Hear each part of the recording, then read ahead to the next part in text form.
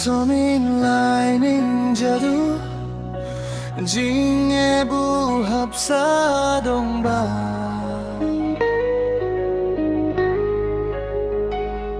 Duku ay mukhe lahening Klibotang palamdu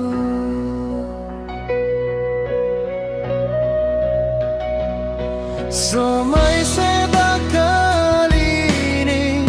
So painam ko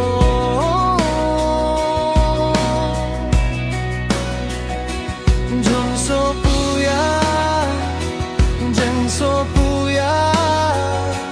Kalminani sereke sa intinang ko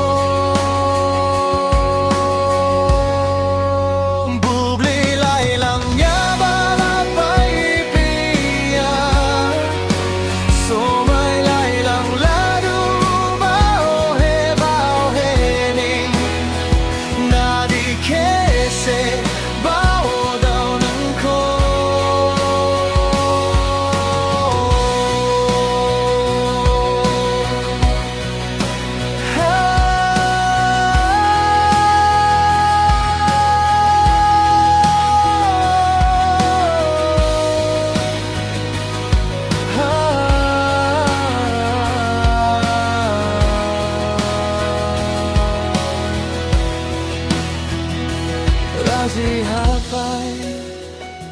ha dong ba jen jiao du long jiao du